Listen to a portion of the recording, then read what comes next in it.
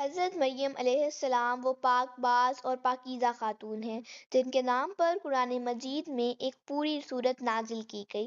قرآن پاک آپ کی پیدائش، پرورش، کفالت اور آپ کے ہاں حضرت عیسیٰ علیہ السلام کی ولادت کے تمام واقعات کو تفصیل سے بیان کرتا ہے تاکہ لوگ اللہ تعالیٰ کی اس محبوب بندی کے بارے میں کسی شک و شبہ میں نہ رہیں۔ حضرت مریم علیہ السلام حضرت داؤد علیہ السلام کی نسل سے تعلق رکھتی تھیں۔ آپ کے والد بنی اسرائیل کے امام نماز تھے اور والدہ نہایت عبادت گزار اور پرہیزگار خاتون تھیں۔ اس دور میں اللہ تعالیٰ نے بنی اسرائیل پر حضرت زکریا علیہ السلام کو نبی بنا کر بھیجا۔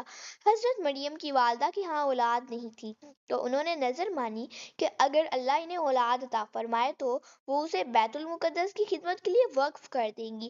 اس وقت کے دستور کے مطابق جو بچہ عبادت گاہ کے لیے وقف کیا گیا تھا وہ نہ شادی کرتا اور نہ دنیاوی مشاغل میں حصہ لیتا بلکہ اپنی زندگی عبادت میں گزارتا تھا۔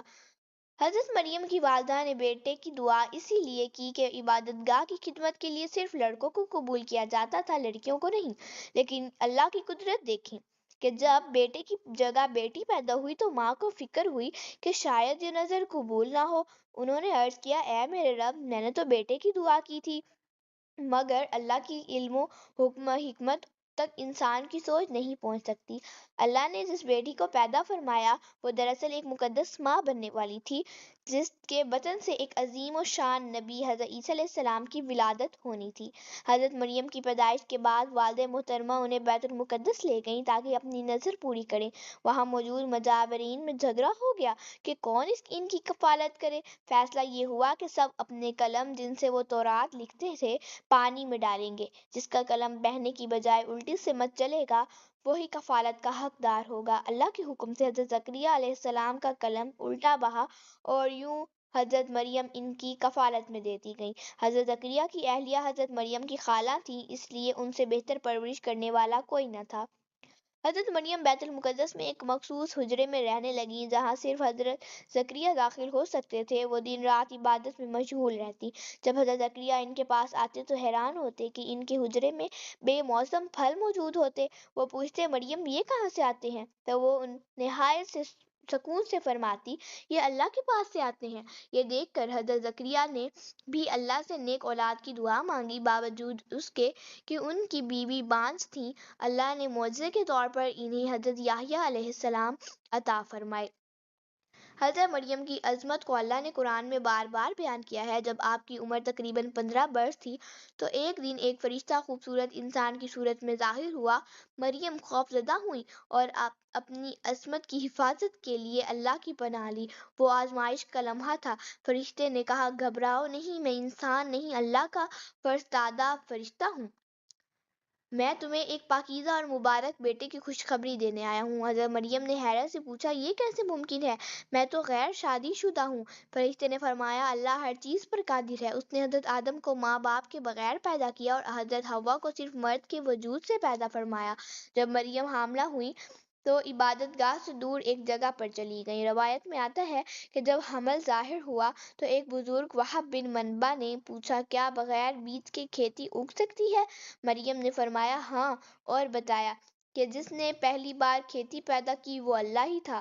پھر انہوں نے فرمایا کہ اللہ نے مجھے ایک بیٹے کی بشارت دی ہے جس کا نام مسیح عیسیٰ بن مریم ہوگا۔ وہ دنیا اور آخرت میں بلند مرتبے پر ہوگا اور بچپن و بڑھاپے دونوں میں لوگوں سے کلام کرے گا۔ جب حضرت مریم کے حمل کی خبر بنی اسرائیل میں پھیلی تو لوگوں نے ان پر الزام تراشی شروع کر دی۔ وہ تنہائی اختیار کر کے ایک دور مقام پر چلی گئیں۔ جب ولادت کا وقت آیا تو درد ذاع میں ایک کھجور کے درخت کے نیچے بیٹھ گئیں۔ بے بسی اور درد سے فرمایا، کاش میں اس سے پہلے مر گئی ہوتی اور بھولی بصری ہو چکی ہوتی۔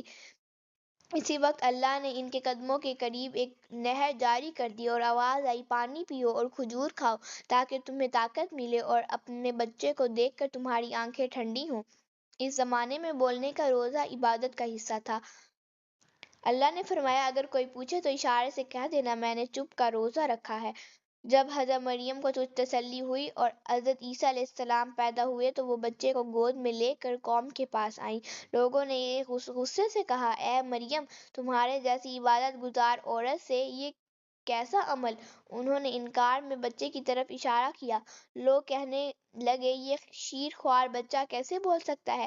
تب حضرت عیسیٰ علیہ السلام نے معجزے سے بولنا شروع کیا، میں اللہ کا بندہ ہوں، اس نے مجھے کتاب عطا فرمائی اور نبی بنایا، اس نے مجھے بابرکت بنایا، جہاں بھی میں ہوں مجھے نماز و زکوٰۃ کا حکم دیا جب تک میں زندہ رہوں، اور اپنی ماں سے حسن سلوک کا۔ سلام ہے مجھ پہ جس دن میں پیدا ہوا اور جس دن میں مروں گا اور جس دن دوبارہ زندہ کیا جاؤں گا۔ یہ حضرت عیسیٰ علیہ السلام کا پہلا معجزہ تھا۔ ان کی ولادت کے وقت فارس کے بادشاہ نے آسمان پر ایک روشن ستارہ دیکھا۔ نجومیوں نے بتایا کہ یہ کسی عظیم ہستی کی ولادت کی علامت ہے جو ملک شام میں پیدا ہوئی ہے۔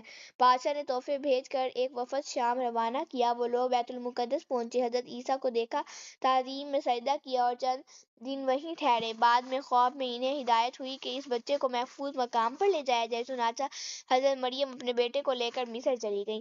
جب حضرت عیسیٰ کی عمر 13 برس ہوئی تو وہ واپس بیت المقدس آ گئی۔